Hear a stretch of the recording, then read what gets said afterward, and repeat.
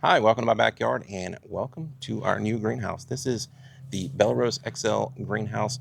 This is a kit that we bought and put together. This is video 2 of a 3-part series. First video, I went over and built the foundation and explained what I did with that. This one is going to be basically the structure. I'm going to time lapse through all that stuff, kind of explain what I'm doing through those things as I follow the steps building the thing. And then the last one, I'm going to talk about some features, hook up the electrical, hook up the water, and that sort of thing. So if you have any interest in building one of these of your own or just watching a video about building a greenhouse, then stick around and we'll get to it. Once everything was unpacked, I organized all the wood components along the side of the house. Every board is stamped on the end with the letter and numbers, so I grouped them by their letter. There are a lot of pieces in this kit, and taking time to organize them kind of made it much easier for me to find what I needed later. Okay, so here's all the hardware that comes with the greenhouse kit. It's quite a bit. All of the stuff is labeled with these ID numbers. So ID 0379 or that H100379 in there. So each one of these is a different piece for here. And each step throughout here in the book will have you go through. And so step 1 is going to have 4 of these 195s, 8 of these 198s, 4 of these 205s, and 379s. So since I'm only doing this a little bit at a time, mostly because um, it's raining a lot, 2, I don't really have the physical ability to do all this at once. I've got this set up in my shop here on my assembly table, and I've gone through and I've made these little baggies up for steps. So I've got these little bags, each one labeled with a different number. It's currently raining, so I can't do anything outside. So I figured I'd come in here and organize this hardware for the steps that I've got the wood treated for already. So once the rain stops and I can get these pieces put together and use this up, what I'll do is I'll just come back and cross out the step, build the next few steps. So uh, if it gets dark, I could come in here and work and kind of get the steps kind of prepped for the next day. So that's how I'm going to approach this, and recommend if you do this as well, kind of do something similar where you have all the different types. So I've got like the bolts back here. I've got the lag screws back here. I've got the regular screws here, T-nuts, the nut barrels, and it also comes with a few tools. It's got a little right angle attachment here, some extensions for your things. Got like a screw setter here, little nut driver, that kind of things. So this is kind of how I've got it set up and how I'm doing it. I recommend if you're building something similar to this, kind of follow along and do this. This is a lot of hardware. Okay, see you again when we get outside. Before I started assembling the structure, I applied a clear outdoor wood finish to every exposed wood component. I used a little small 6-inch roller, which made it go fairly quickly and gave me pretty good coverage without making too much of a mess. I only showed this process once, but every piece received the same treatment.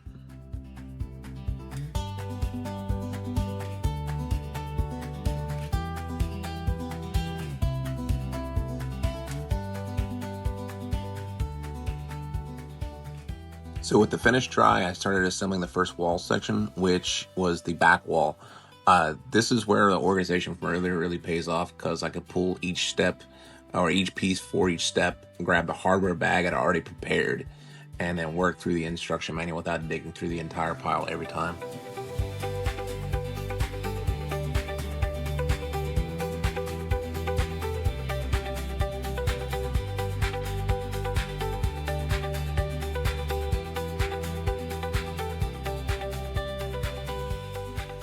So the walls are built in several smaller sections, then kind of put together. So I'm joining the two halves of the back wall here, and then from there I assembled the first side wall using essentially the same process. The mounting brackets at the bottom actually did a pretty good job holding up the wall, but I still kind of leaned some boards up, and it kind of almost fell over a couple times when I'm doing this. Recommend getting someone to help you. But since I was working alone for most of this, and I didn't want to trust gravity any more than necessary, so once it was stable, I bolted the back and side walls together at the corner. The opposite side wall went together pretty much the same way, although getting it into place was a little more complicated because I had to lift it over the electrical and irrigation box beside the foundation. For the front wall, I changed the order from what the instructions recommended. Because of the door opening, I was concerned that the assembled wall might flex while I was trying to lift it by myself. But looking back, it probably could have been done if I followed the instructions. The bottom wall plate panel actually held it pretty sturdy, so it was more stable than I expected, and assembling it first would have made installing those little brackets at the top for the pergola a bit easier. Okay, so this is the next day. So I started with the pre-assembled lower wall panels. These come basically as you see them here. They fit inside the wall framing that we put up yesterday, and some of them were pretty tight, even though the spacing between the vertical boards was still within the tolerance listed in the instructions. A rubber mallet would have been great here because getting them popped into place, a little bit of persuasion would have helped.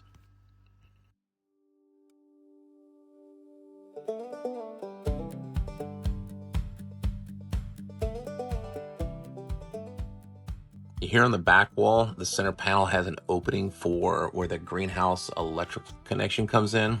There's also a specialty panel on the right wall as well for the water supply. A few of these panels were tight enough that I had to loosen the bolts on the vertical framing to create a little extra space. Even then, I had to tap them into place with a hammer.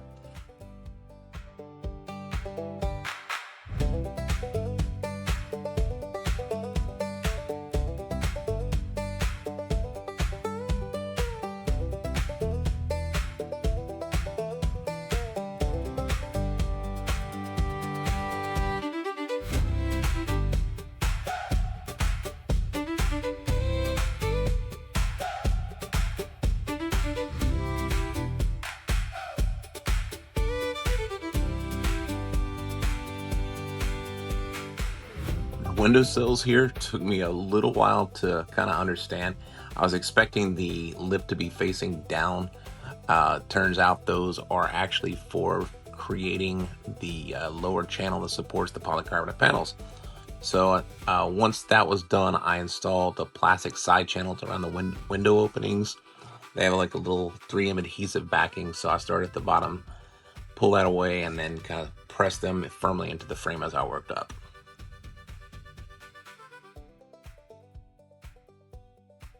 The polycarbonate panels slide down into these channels from the top. Before bringing them outside, I prepared each panel the night before by applying a dust sealing tape to the upper and lower edges, and then putting the supplied plastic channels over top of those. The panels also have a designated UV protected side, so it's important to confirm which face is facing or pointing outward before placing them into place. Once the panel was installed, I added the window trim and remaining panel trim to lock everything together. And the clouds rolling through in these scenes kind of looked really cool. So at the center of the back wall, there is a slat wall with a little shelf. Here I am kind of assembling that. The slats are installed individually, so work one piece at a time, moving upward, and then add that shelf at the correct height, and then continue adding those up. This should be a pretty good place to put tools or small plants, supplies, etc. Above the dry and sandy dune,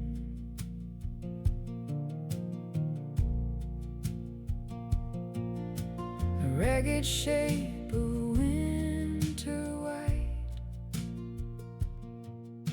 So next came the interior wall tables that kind of go around the perimeter. These were already assembled in the packaging, which made this go pretty quick. You basically secure the edge of the back against the wall, then you hook the front to the angle support braces. After that, only thing you need to do is install the front trim and transition pieces where the tables meet. The left wall required a bit of a clamp to pull them into alignment. I think I might have attached the back a little bit too far out, so I had to disconnect that and clamp it into place to make them line up. Dissolving without even a care.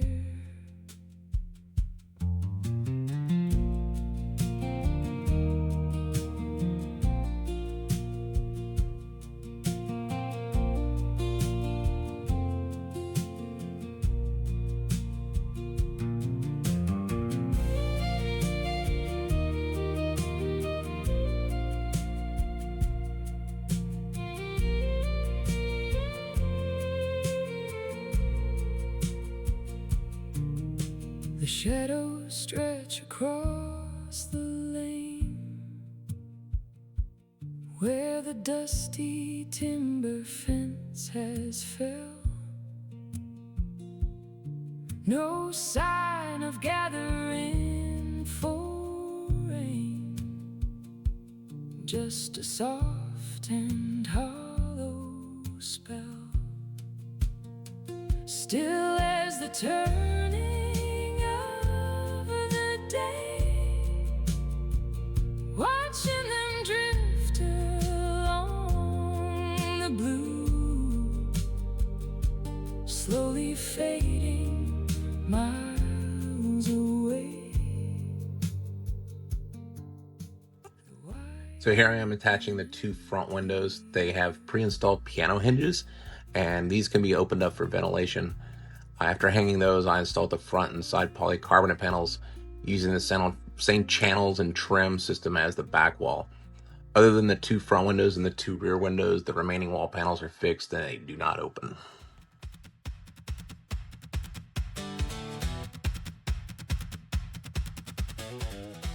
I assembled the roof gable ends on sawhorses before lifting them onto the structure.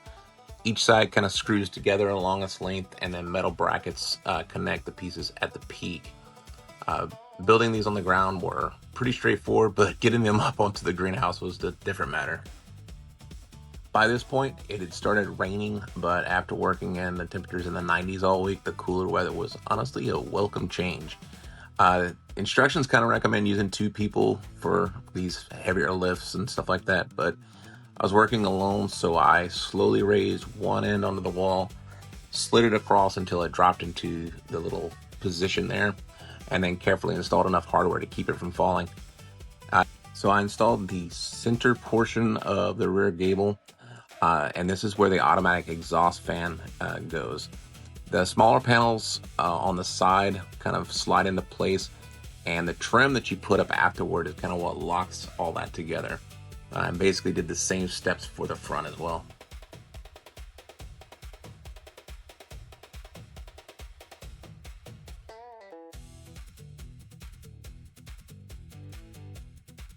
So I assembled the 2 roof sections off camera. They very similar to the way the walls are. They're just boards that kind of go through. You have the purlins and the braces for each of the center panels. My son and neighbor helped me lift them into position. The first panel did not quite go as planned. We lost control of it as it came over the wall, and it dropped down inside the greenhouse before we could get it into place. Thankfully, nothing much was damaged, and we were able to recover quickly. So for anyone building one of these, I would recommend putting 2 people on ladders inside the greenhouse to guide the panels into place while a third person lifts from the outside. The panels weren't too heavy. This cedar is pretty light, but they're large, pretty flexible, and awkward. The second side went up without any trouble once we changed up our approach. With both roof sections in place, I installed the bolts to the ridge beam and the ends of the rafters. Some of the rafter ends need to be pushed inward slightly before the bolt holes would align. A small clamp worked pretty well for pulling those pieces up to where the wall sections are. As I started fastening the purlins on the gable ends, I also realized that my little 4-foot ladder was not tall enough to safely reach the peak. So that ended my work day for that day, and I borrowed a 6-foot ladder from my neighbor before continuing.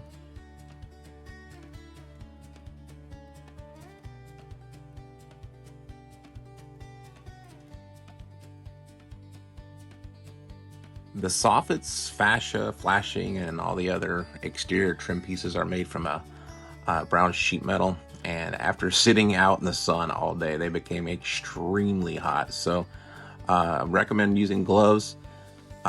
Each piece also has this really thin blue protective film that needs to be removed for installation, and that takes way longer than actually installing them. But the fascia is installed in 3 sections along each side of the greenhouse.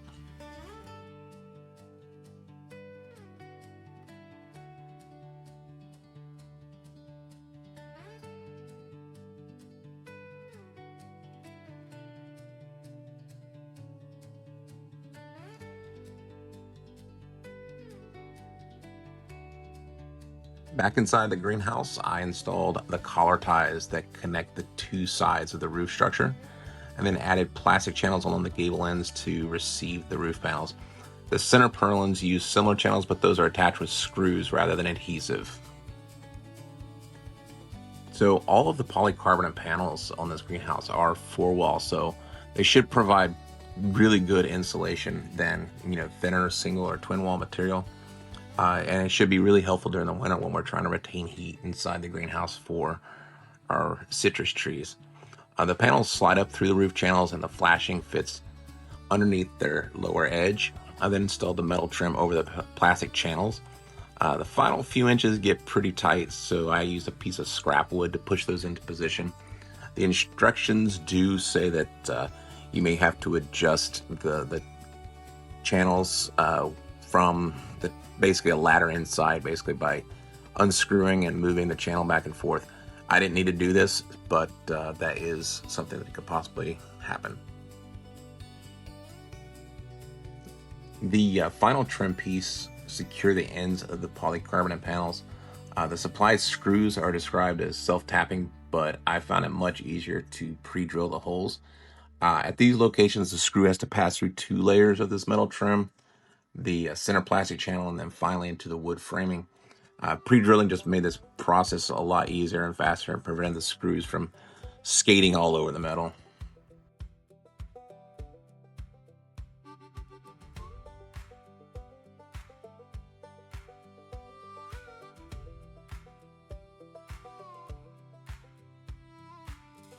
Now with the main greenhouse structure complete, I laid out the pergola components on sawhorses and assembled the main frame in front of the greenhouse.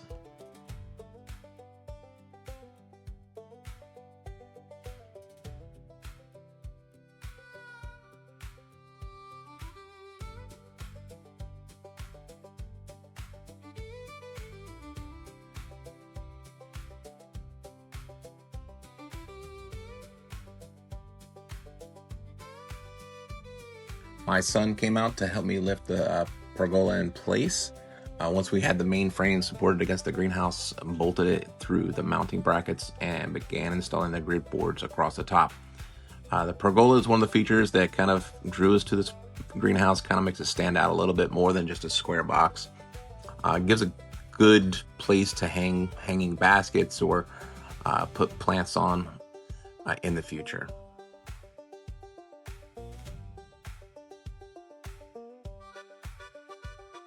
And with the pergola installed, the main greenhouse structure is finally standing. There are still several important parts of this project left to finish, including the electrical connection, water supply, interior setup, and some details that we want to do around the outside. In the final video of this series, I'll kind of do a completed greenhouse walkthrough, show how everything is connected, and talk about how we plan to use the space throughout the year. So if you enjoyed following this build, make sure you are subscribed so you don't miss the final walkthrough. Thanks for watching, and I will see you on the next one.